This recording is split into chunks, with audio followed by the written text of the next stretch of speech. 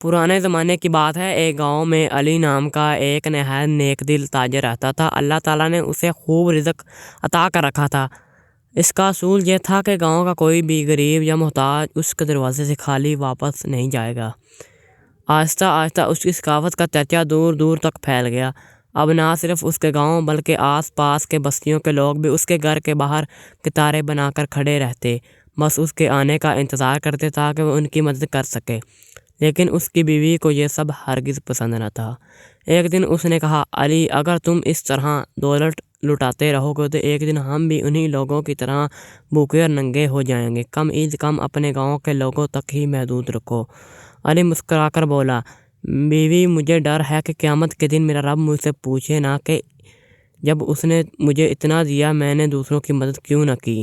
بیوی نے سخت لہجے میں جواب دیا، اس رفتار سے تو ہم بہت جلد محتاج ہو جائیں گے۔ علی خاموش ہو گیا مگر دل ہی دل میں دعا کی، یا اللہ مجھے نیکی کرنے کی توفیق عطا فرما اور تیرا دیا ہوا رزق کبھی بند نہ ہو۔ وقت گزرتا گیا، علی پہلے سے زیادہ خرچ کرنے لگا، یہاں تک کہ اس کی جیب ایک دن خالی ہو گئی۔ دکان بند ہو گئی، گھر میں فاقے ہونے لگے۔ ایک دن اس نے سوچا، شاید بیوی ٹھیک ہی کہتی تھی، اگر میں اتنا خرچ نہ کرتا تو آج یہ دن نہ دیکھنا پڑتا۔ مگر فوراً ہی خود کو ٹوکا، نیکی پر کبھی افسوس نہیں کرنا چاہیے۔ اگر آج میرے پاس 1 روپیہ بھی ہوتا تو میں وہ کبھی کسی غریب کو دے دیتا۔ غربت آ گئی مگر علی نے ہمت نہ ہاری، اس نے بکریاں چرانے کا کام شروع کر دیا۔ بیوی دن رات تانے دیتی، دیکھ لیا ہم بھی انہی فقیروں جیسے ہو گئے ہیں جن پر تم ترس کھاتے تھے۔ علی مسکرا کر کہتا ہے، بیوی، ہمارے پاس صحت ہے اور یہ دولت سے کہیں زیادہ قیمتی ہے۔ بیوی طنزیہ ہنس پڑی، مجھے صحت سے نہیں پیسوں سے غرض ہے، جا کر کچھ کما کر لاؤ ورنہ میں یہ گھر چھوڑ دوں گی۔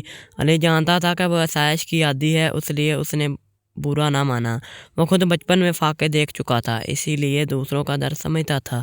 ایک دن وہ بکریاں چرا رہا تھا کہ اچانک جنگل میں آگ لگ گئی۔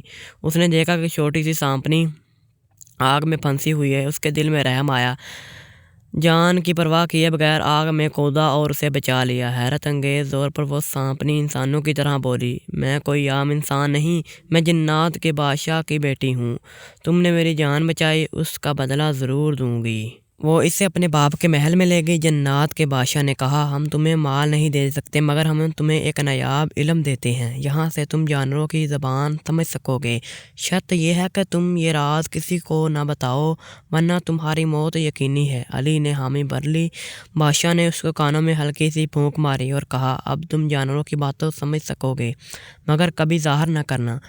پلک جھپکتے ہی سب منظر غائب ہو گیا۔ علی دوبارہ اپنی بکریوں کے پاس کھڑا تھا۔ گھر واپسی پر وہ ایک جھیل کے پاس سے گزرا، وہاں اس نے 2 مچھلیوں کو باتیں کرتے سنا۔ تب اسے یقین ہو گیا کہ یہ خواب نہیں تھا۔ اس نے جھیل میں غوطہ لگا لیا اور ایک پرانا صندوق نکالا جو قیمتی جواہرات سے بھرا ہوا تھا۔ علی نے صرف اتنا ہی نہیں لیا جتنا ضرورت تھی، باقی صندوق زمین میں دفن کر دیا۔ کہانی اس طرح آگے بڑھتی ہے، سرائے کی تعمیر، غریبوں کی خدمت، جانوروں کی باتیں سن کر فائدہ اٹھانا، بیوی کی آزمائش، اس کا غرور، محل کا زمین میں دھنسی آنا، پھر توبہ، صبر اور آخر کار سادہ مگر پرسکون زندگی۔ آخر میں علی نے کہا، میری اصل دولت نیک اعمال اور غریبوں کی دعائیں ہیں، صحت سب سے بڑی نعمت ہے۔ یہاں آج کی کہانی ختم ہوئی۔ اللہ آپ کو اپنی حفظ و امان میں رکھے، آمین۔